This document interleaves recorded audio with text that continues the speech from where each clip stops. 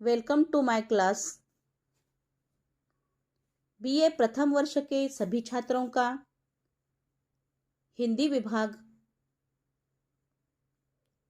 कैलाशवासी रमेश वरपुड़कर महाविद्यालय सोनपेट में सहर्ष स्वागत है।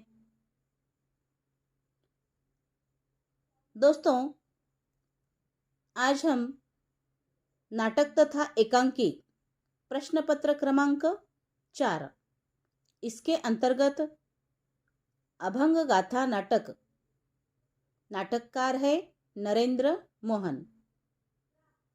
तो दोस्तों, अभंग गाथा नाटक के पात्र संत तुकाराम को लेकर आज के इस वीडियो लेक्चर में हम चर्चा करने जा रहे हैं। संत तुकाराम अभंग गाथा के प्रमुख पात्र है।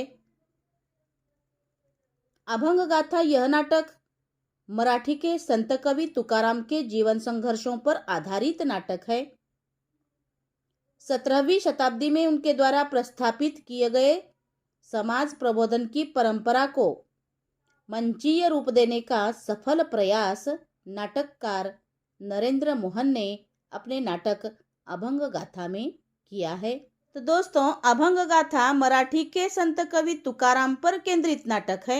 नरेंद्र मोहन की दृष्टि 16वीं शताब्दी के महाराष्ट्र की भूमि पर सामाजिक समता की पृष्ठभूमि तैयार करते हुए वारकरी परंपरा का सूत्रपात करने वाले तुकाराम पर केंद्रित हुई। केवल वारकरी नहीं बल्कि वारकरी संप्रदाय के सिरमौर है संत तुकाराम। वारकरी अर्थात वारी करने वाले, विठ्ठल के उपासक, कभी न खत्म होने वाली यात्रा के राही है संत तुकाराम। अभंग के माध्यम से संत तुकाराम ने अपनी विद्रोही चेतना को अभिव्यक्त करने का प्रयास किया है। मराठी में अभंग लय के विविध प्रयोगों वाला छंद है। साथ ही वीणा, करताल और मृदंग की संगति में गायन की पद्धति है। अभंग का अर्थ है जो भंग न किया जा सके, नष्ट न किया जा सके। तो प्रस्तुत नाटक संत तुकाराम के सच के प्रति निष्ठा और उसे अमल में लाने के साहस पर केंद्रित नाटक है अभंग गाथा। पारिवारिक एवं सामाजिक दबाव और तनाव को वह झेलते रहे तथा उच्च वर्ग द्वारा उन्हें पग पग पर प्रताड़ित, अपमानित, लांछित होना पड़ा, पर वह अपने पक्ष को निडरता से दृढ़तापूर्वक प्रस्तुत करते रहे। उनकी अभंगवाणी उनके जीवन के दर्शन को व्यक्त करती है। उसे समझे बिना हम उन्हें जान नहीं सकते। जनभाषा को माध्यम बनाकर सरल सहज शब्दों में उन्होंने सामाजिक दुरावस्था एवं पाखंड का जमकर विरोध करते हुए अभंगों के द्वारा समाज में नई क्रांति की पहल की है। तो अभंग गाथा नाटक उनके जीवन की महत्वपूर्ण किंवदंतियों के वास्तविक रूप को प्रस्तुत करता है। तो दोस्तों, संत तुकाराम संवेदनशील, सत्यान्वेषी एवं विद्रोही व्यक्तित्व है। अभंग गाथा नाटक में उनके जीवन के महत्वपूर्ण प्रसंगों के माध्यम से उनके चरित्र को उभारने का प्रयास किया गया है। बचपन में मलिकांबर एवं मुगलों की लड़ाई के समय देखे गए लाशों के ढेर से वह अपनी वाचा खो बैठते हैं, अर्थात उस घटना का उन पर काफी गहरा प्रभाव होता है जो उनकी संवेदनशीलता को दर्शाता है। साथ ही उनके समय में फैले अकाल की दाहकता में, अन्न पानी के अभाव में जनसामान्य का बुरा हाल उनसे देखा नहीं गया। अपने परिवार की चिंता न करते हुए अपने घर में स्थित अनाज की बोरियों को वह लोगों में बांट देते हैं।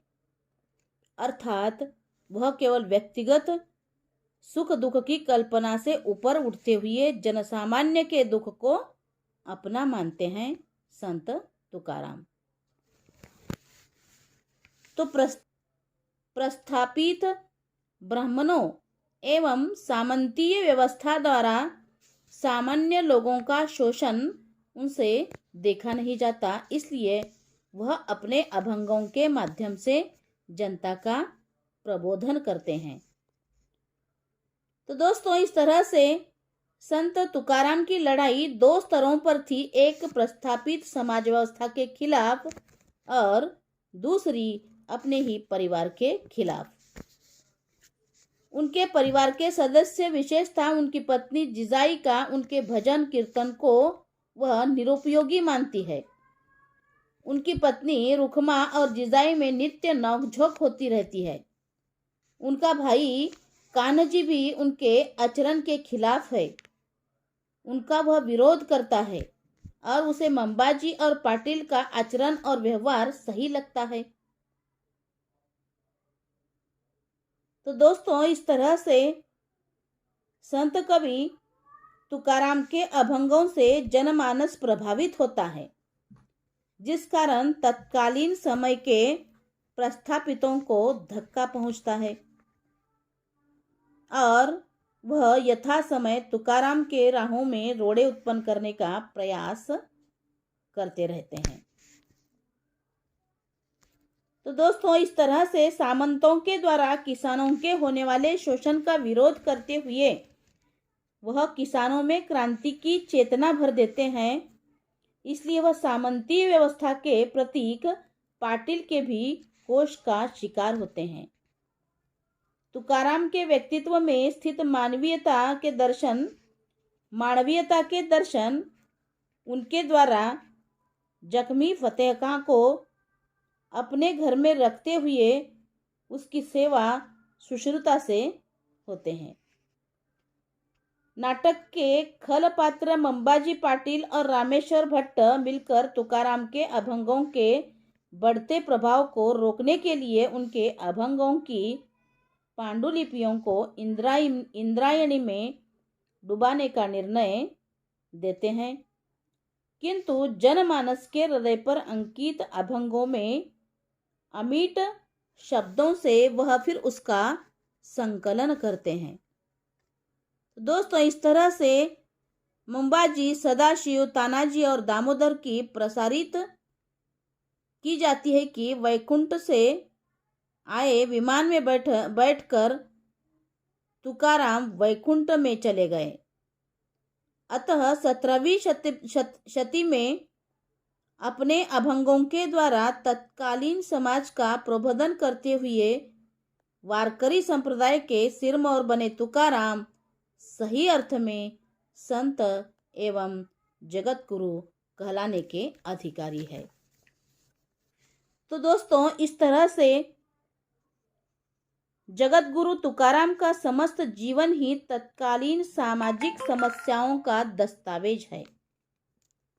तत्कालीन समय में समाज की विभिन्न प्रकार की सामाजिक, सांस्कृतिक, धार्मिक गुलामी की जंजीरों को तोड़ने के लिए ही उन्होंने अभंगों की रचना की, किंतु तत्कालीन समय की धर्मांध ताकतों ने अपनी नाव को बचाने के लिए संत तुकाराम के साथ अन्याय एवं कुचक्र का जाल बुना। उसमें भी उन्हें कामयाबी न मिलने के कारण उनकी हत्या तक कर डाली। नरेंद्र मोहन के नाटक अभंग गाथा के अंतर्गत तुकाराम का जीवन केंद्र में है। तुकाराम की लड़ाई ही सामाजिक और सांस्कृतिक समस्याओं के खिलाफ थी। इस कारण नाटक में तत्कालीन विभिन्न प्रकार की सामाजिक, सांस्कृतिक, पारिवारिक समस्याओं की अभिव्यक्ति भी हुई है। तो इस तरह से दोस्तों, अभंग गाथा संत तुकाराम के जीवन पर केंद्रित नाटक है। इस नाटक में तुकाराम मात्र आक्रामक, विद्रोही, सत्यान्वेषी, अदम्य साहसी नहीं है।